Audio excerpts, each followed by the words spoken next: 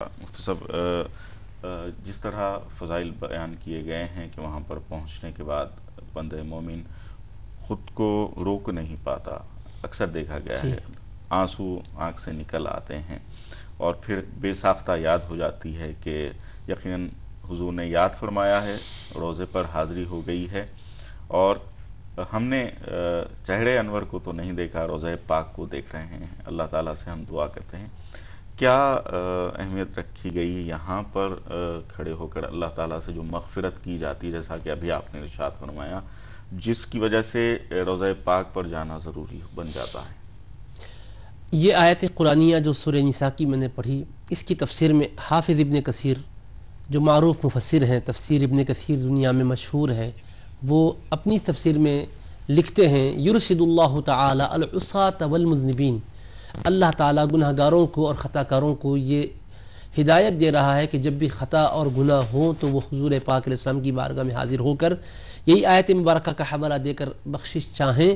تو اللہ کو تواب الرحیم پائیں گے۔ تو چنانچہ وہ لکھتے ہیں کہ حضور نبی پاک علیہ السلام کے وصال اقدس کے بعد ایک اعرابی بارگاہ اقدس میں حاضر ہوئے، انہوں نے بڑے ہی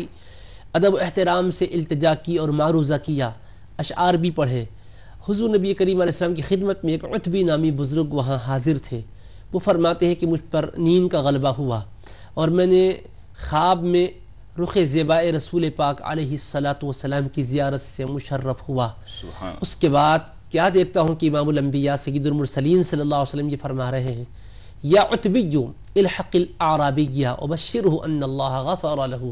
کہ عتبی یہ اعرابی جو میری بارگاہ میں حاضر ہو کر جا رہے ہیں ان سے ملو اور ان کو یہ خوشخبری سنا دو کہ اللہ نے ان کے گناہوں کو معاف کر دیا ہے، خطاؤں کو درگزر کر دیا ہے۔ اور وہ اعرابی نے دو اشعار جو کہے تھے، اللہ نے ان شعروں کو اتنی عظمت دی اور اتنی قبولیت دی کہ آج بھی رسول پاک علیہ السلام کے روضہ اقدس پر حاضر ہونے والا زائر اپنی آنکھوں سے دیکھ لے گا، جالی مبارک کے پاس جب وہ سلام پیش کرنے کے لیے ٹھہرا ہوا ہے تو دو ستون ہیں، ان دونوں ستونوں پر وہی اشعار نقش ہیں جو عربی نے اس موقع پر کہے تھے۔ یا خیر من دفنت فی القاع اعظمہ فطاب من طیبہن القاع والاکم، اے وہ بہترین ذات جو زمین میں جن کا وجود مقدس ہے اور جن کے وجود گرامی سے ٹیلے بھی مہک رہے ہیں، ذرات زمین بھی معطر اور معمبر ہو چکے ہیں، نفس الفداء لقبر انت ساکنہ، میری جان قربان اس روضہ اقدس پر جس میں حضور آپ سکونت پذیر ہیں، قیام فرما ہیں، فیہ العفاف و فیہ الجود والکرم، اور اس روضہ اقدس میں سخاوت ہے،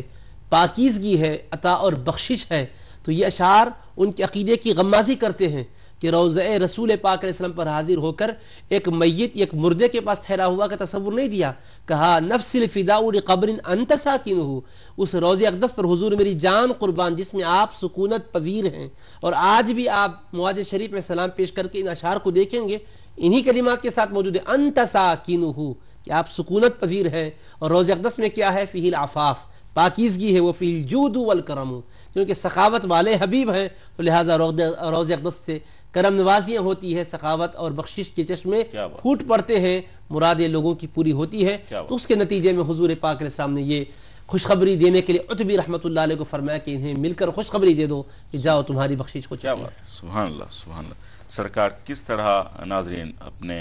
روضہ مطہر سے اپنے چاہنے والوں کو بخشش کا مژدہ سنا رہے ہیں، آپ نے ابھی ملاحظہ فرمایا